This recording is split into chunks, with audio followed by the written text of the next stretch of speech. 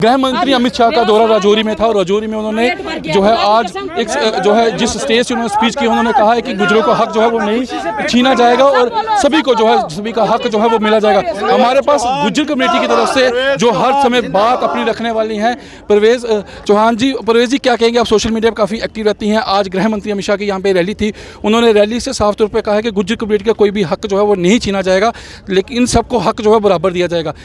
इस स्टेटमेंट का क्या आप वेलकम करते हैं और क्या कहेंगे? बिल्कुल मैं वेलकम करती हूँ। और मैं कल मैं निकली थी 3 बजे पुंछ से तो जम्मू गई और आज 3 बजे जम्मू से निकली तो राजौरी में आई। तो ये आप समझ सकते हो कि मेरी 2 दिन की, और ड्राइविंग मैं खुद करती हूँ। ड्राइव में खुद करती हूँ। ये मैं आप मुझे एक बहन की शक्ल में देख सकते हो, एक मेरे जो छोटे बच्चे हैं यहाँ पे वो मेरी जो एक माँ की शक्ल में देख सकते हैं, औरत की शक्ल में मुझे देख सकते हैं कि इंशाल्लाह मेरे जो जज्बे हैं आप भाइयों की तरह हैं। बिल्कुल नहीं, आपका जज्बा हम हमेशा देखते हैं। आप सोशल मीडिया में काफ़ी एक्टिव रहती हैं और अपनी बात बिल्कुल रखती हैं, बेझिझक रखती हैं। इसका क्या राज है? इसका ये राज है कि हक और सच को ना रास्ता खुला होता है, झूठ को ना पाँव नहीं होते हैं, सच जो है ना उसको पाँव होते हैं, वो चल के जाता है लेकिन टाइम लगता है।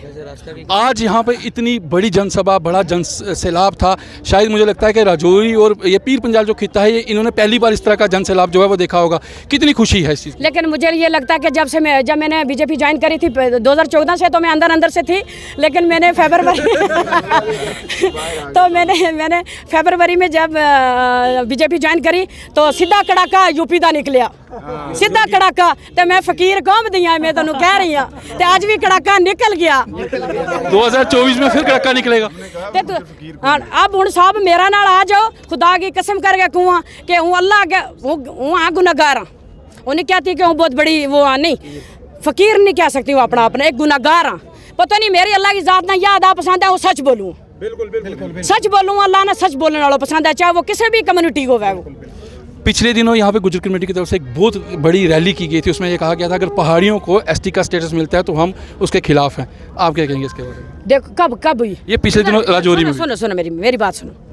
अगर हमारे हक के साथ छेड़ा नहीं जाए, 10% हमें दिया हुआ है, अगर पहाड़ी मेरे भाइयों को 4% PSP दिया हुआ है ना, उसमें इंक्लूड करके 6% और देंगे ना, 10% हो जाएगा ना, ठीक है। अच्छा एक बात और याद आ गई मुझे, जो OBC है, OBC आप समझ रहे हो OBC क्या है?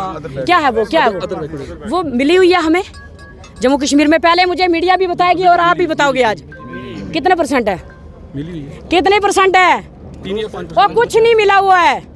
आप इसकी मांग करो। आज मैं कहती हूँ, 1 मिनट, आप इसकी नहीं, OBC हमें किसी को नहीं मिला हुआ यहाँ पे। आप इसकी मांग करो। 27% हिंदुस्तान में, जम्मू कश्मीर में कुछ नहीं है। और नहीं है भाई, ये यहाँ से ऐलान करती हूँ, इसके पीछे पड़ जाओ गुज्जर पहाड़ी। मतलब एक नया मसला आपने निकाल दिया। नया मसला है ये। मैं आज और कड़ाका तो मैं कटना है ना। चलिए ठीक है, रविंद्र रैना जी की तरह आप भी कड़ाका निकाले, और कड़ाका निकलना ही चाहिए और हर किसी को अपना हक सब साथ दोगे। और गुज्जर पहाड़ी 50-50 होगा OBC में भी। OBC हमें जम्मू कश्मीर वालों को नहीं मिली हुई है, ये आपको वाज़ेह कर देती हूँ क्या ये किसी को भी ये चीज़ पता नहीं है, हमें किसी को भी पता नहीं है। ये अंधा कानून है। ये कानून पट्टी कब खोलेगा अपनी आंखों से?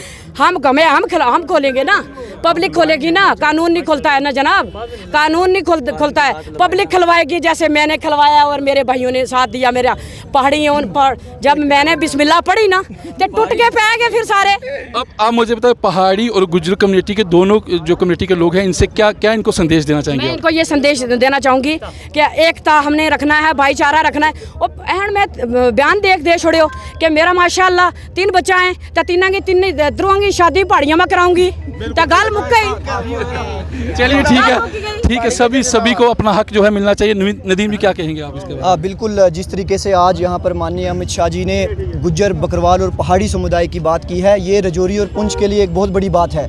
जहाँ पिछले दिनों में ये चर्चा चल रही थी कि गुज्जर और पहाड़ी को लड़ाया जा रहा है, लेकिन आज जिस तरीके से यहाँ पर माननीय अमित शाह जी ने जो जिक्र किया, उन्होंने ये कहा कि जो गुज्जर और बकरवाल जो तबका है उनकी जो ट्राइबल शेड्यूल ट्राइब स्टेटस है उसके साथ कोई छेड़छाड़ नहीं की जाएगी, बल्कि जो पहाड़ी तबका है उसको भी शेड्यूल ट्राइब स्टेटस में जो है वो उसमें लाया जाएगा।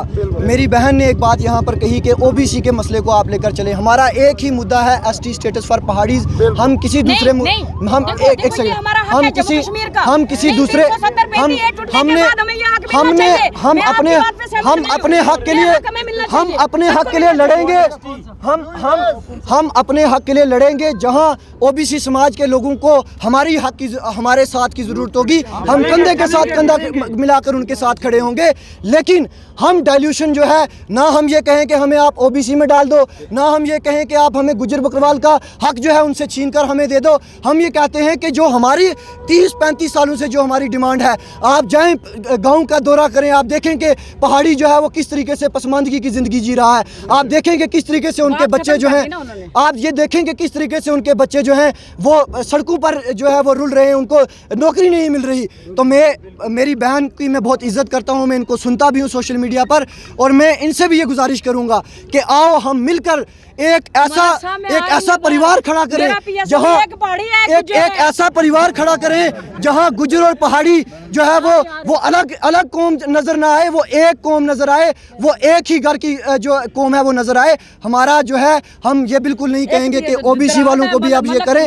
हमारा एक और जिस तरीके से अमित शाह जी ने आज ये बात कही है कि आपकी जो फाइल है वो डिफरेंट जो ऑफिस हैं एडमिनिस्ट्रेटिव सेटअप से गुजरकर आज रजिस्ट्रार जनरल ऑफ इंडिया के पास पहुंची है।